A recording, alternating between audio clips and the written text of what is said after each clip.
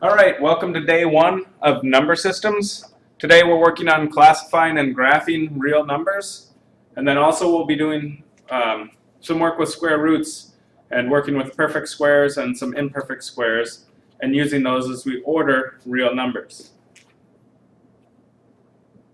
So I can hear the groans already from watching this at home.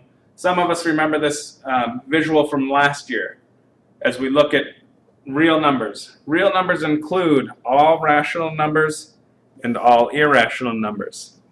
This year our main focus is going to be on grouping numbers as either being rational or irrational. And some examples of irrational numbers might be numbers like pi or the square root of 23. Okay. As we go on, we'll kind of talk more about what is a natural number, what is a whole number, and what are integers. Today is pretty heavy on notes, so you might want to get a notebook and pencil ready to take notes and hit pause, because I'm certain I'll go faster than you can write. As we look, our first set of numbers are called natural numbers. Sometimes these are called counting numbers. Okay, they're what we first learned to count with. So here we see the dots on 1, 2, and 3. Continuing on, those would be our natural numbers. Whole numbers, again, last year you may recall I tried to say whole has a 0 in it, and it includes 0, 1, 2, and 3. So basically it's our natural numbers with adding 0 to that list. Next we have integers. These are anything that would be on our number line at the front of our classroom. Negative 3, negative 2, negative 1, 0, 1, 2, 3, continuing on. Okay, rational numbers. Okay, these are numbers that fit into the real number system, but they don't fall into the first three groups of numbers that we talked about. We can express them or talk about them as fractions, and we'll talk more about those today. So if you want to look at this, you certainly can. This is found in our textbook on page 46 if you'd like a different look at these vocabulary words and definitions. So as we look, just trying to figure out what is a rational number, what is an irrational number. Rational numbers can be written as fractions, and they are decimals that repeat and or terminate.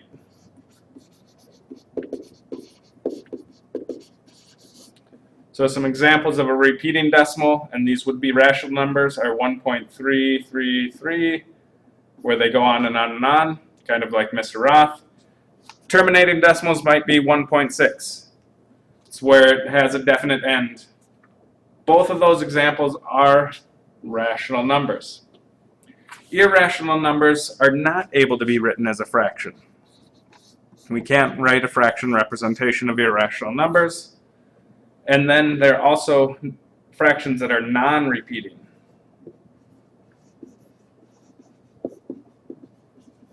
And non-terminating.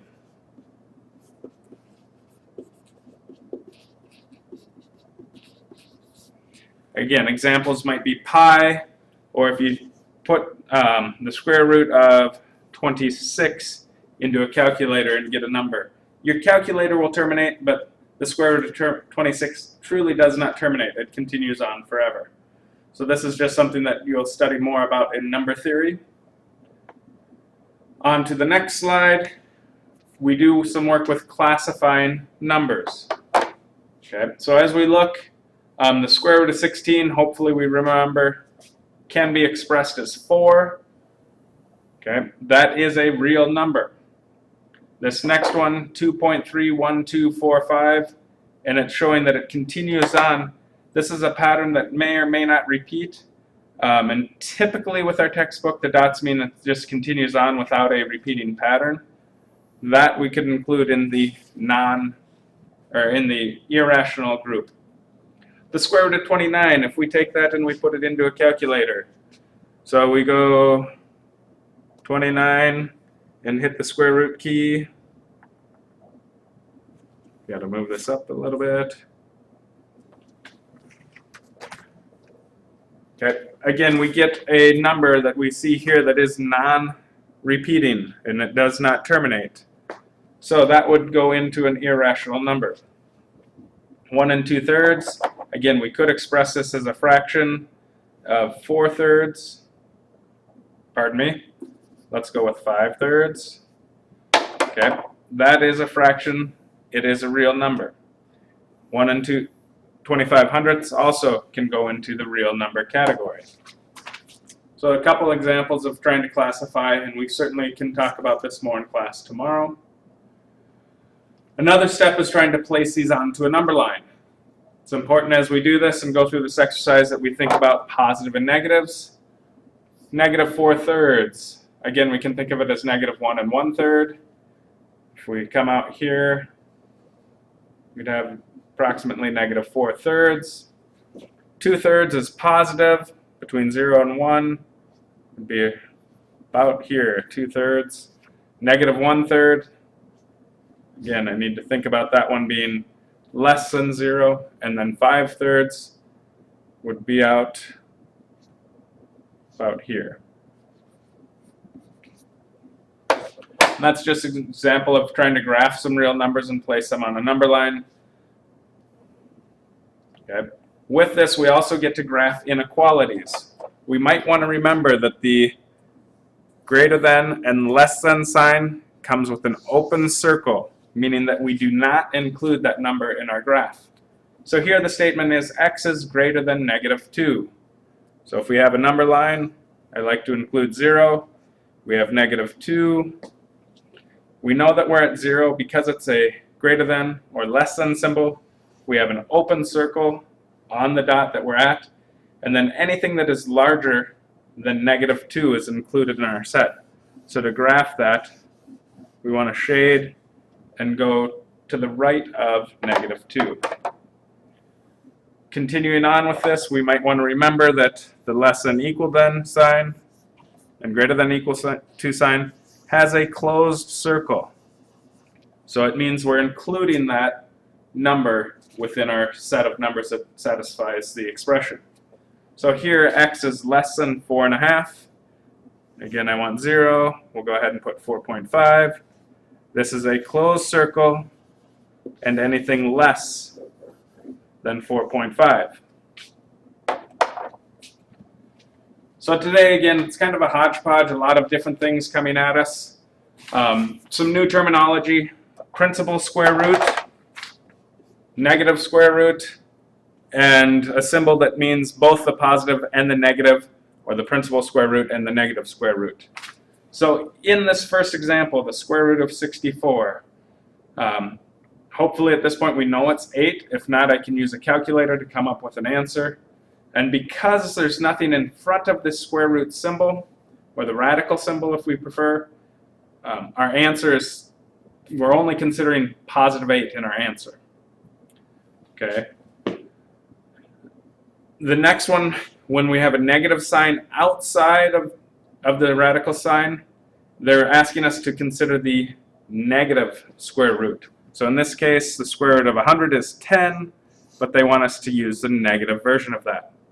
And if we think about it, negative 10 times negative 10 does equal 100. So it does work with this. We could have a positive or negative answer. The symbol in front tells us we're thinking about the negative answer. Introduced this year is the positive negative sign. This is talking about both the positive answer to the square root of 24 and the negative answer to the square root of 24. So my answer can be expressed either as plus or minus 12, or sometimes our book might go ahead and write 12, negative 12. Either way you write your answer, at this point I am okay with expressing it either way. Square roots of some fractions. This might get a little tricky, but the square root of 4 over square root of 21, or the square root of 121st can be broken down to the square root of 4 over the square root of 121.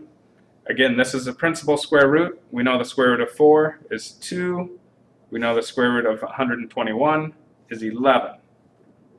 In this next example, we need to think about the square root of 49 over the square root of 256. This fraction is negative, so I need one negative sign out in front of it. It can be in front of the fraction bar, it could be with the numerator. Occasionally you'll see the negative sign with the denominator. And we can talk about that more if you have questions on it tomorrow. The square root of 49 is 7. The square root of 256 is 16. Again, we need to think about this as being a negative answer, so it's negative 7/16. In the last example, we're looking at the positive and negative answer, or the positive and negative square root of 1 and 96/100. Square root of 1 and 96/100 is 1 and 3/10, and I need to include the positive and negative answer in this. Comparing real numbers. Couple different ways to look at this. First way, as I look at this, I know this side is 3.888 repeating. Over here, I can look at two perfect squares on either side of 19. We know the square root of 16 is 4. We know the square root of 25 is 5. So the answer to the square root of 19 is somewhere between 4 and 5. That would be larger than or greater than 3.8 repeating. Another way simply would be to use a calculator, if need be, if we're coming up with one and maybe they're so close we can't quite figure it out, so we grab a calculator to get the exact decimal. 7 2/3 is 7.6 repeating. The square root of 50.